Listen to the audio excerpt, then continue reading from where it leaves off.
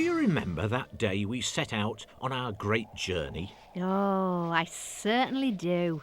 And all because somebody started a rumour that there was a hidden village where people made a kind of cloth entirely different from the sort we make. We discovered that it was more than a rumour.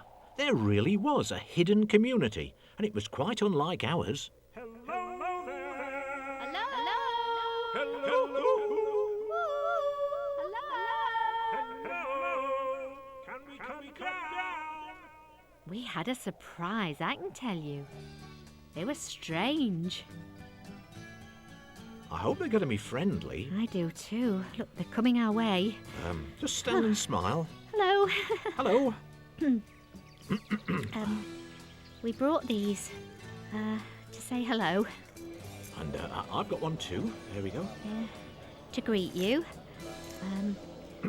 A lot of you have come to greet. Oh, for me. Oh, that's nice. Oh, isn't that lovely? Oh, I get one too. Oh, Oh, look at me. I look look like at you with flowers around your neck.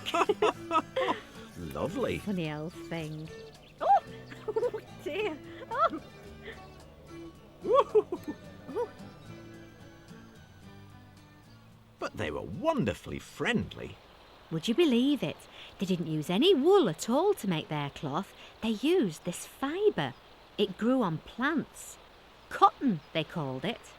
The amazing thing was that their cloth-making machinery was very like ours.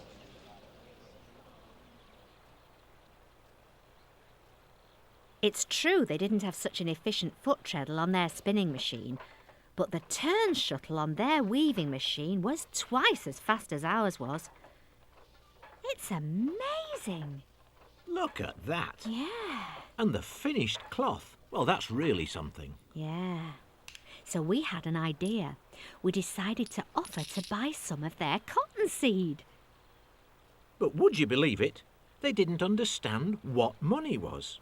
They'd never even heard of it. No, so I asked them how they managed without money on market days.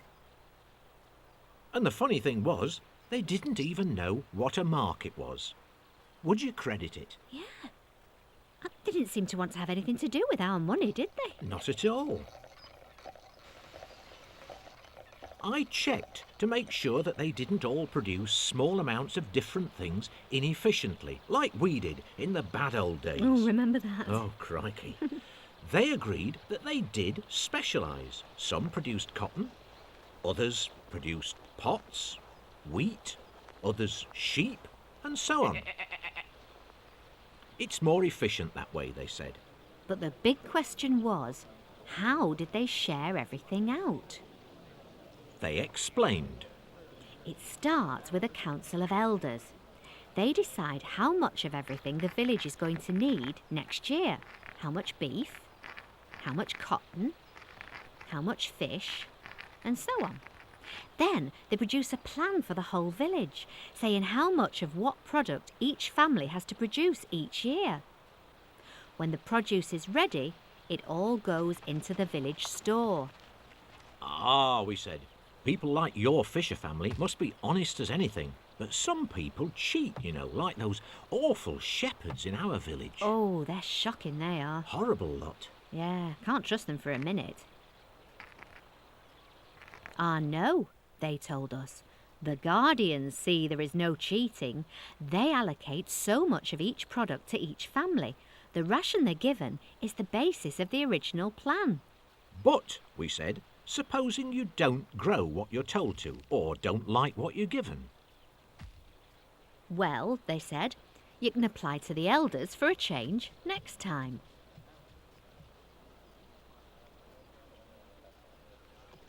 And in any case, most people have their own private patch where they grow things they specially like. And if they exceed the production quota, they can keep some to swap with other families. And that does make a certain amount of sense, you know. Yeah, it does. But we explained to them that that was the way we once ran the whole village, and that now we have an even better system, and we don't have to do what we're told. How? They asked. Come and see, we said. So they did. And this is our village. And that's Mr. Mason. Oh yes, hello. And the shepherds are over there. We explained how everybody grows what they like and brings it here to the market. We used to swap our goods, but that became too complicated. We solved that problem with money. It's the price of the goods that keeps the balance between supply and demand. Nobody tells anybody what they have to produce or what they have to consume. Simple, you see? Yes, but they weren't fools, our new friends. They could see problems. Is it possible, they said, for one person to pay another to do a job? Yes, we said. Well, in that case, they said, the employer must tell the employee what to produce. That's right, isn't it? And you've got to admit, it's a fair point. And who, they asked, took the decision to build the road? And who is responsible for building this bridge to the meadow? And who's going to build that watchtower we've been talking about? And what happens when there's a wheat blight or a fowl pest and one family has nothing to take to market? We explained that we sorted some of these things out at the village meeting. Everybody who turns up has a right to a say. We eventually come to an agreement how much everybody will chip in to pay for things like that. Ah, but supposing you don't agree, they asked. Well, we just do. We have to. You have to, they said. In that case, it's just like our Council of Elders plan. You contribute what they decide and they distribute it how they choose.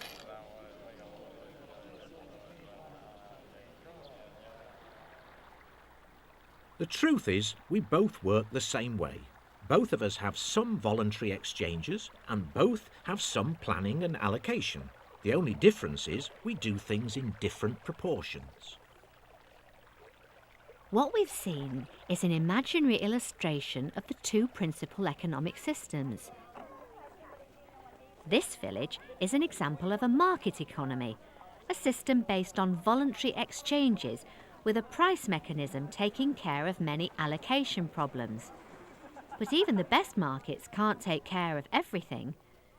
And we saw how hardship and public amenities were taken care of by central direction and compulsory contribution.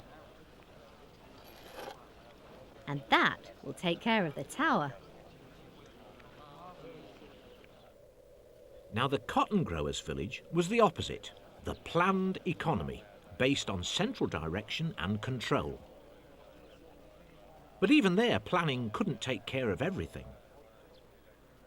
And a simple voluntary exchange system had grown up side by side with the planned economy. Here you are. Oh, look at that. That's a prize winner. Oh, thank you very much.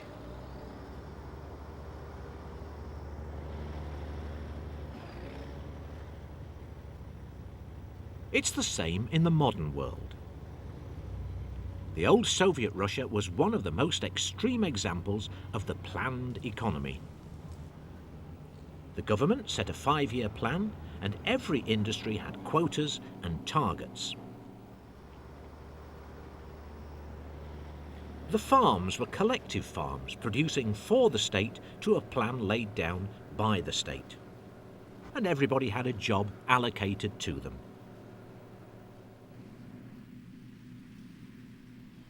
But even in Soviet Russia, people were allowed to produce their own food when they'd met their state quota, and there were free markets where they could sell it.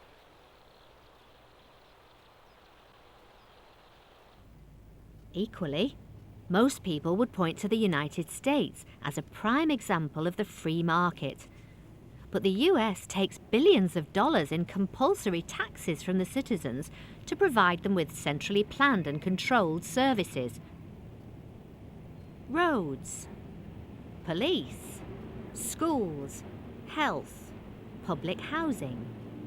Curiously, a lot of these are also provided by the market. Commercial security guards, turnpike roads, private schools, private hospitals, private homes. They exist side by side. The truth is that although the market economy and planned economy are two opposite solutions to the problem of allocating scarce goods and services, there is nowhere in the world where you will find either in its full state. Every economy is a mixed economy. What makes systems so different is the balance each one strikes between central control and market forces.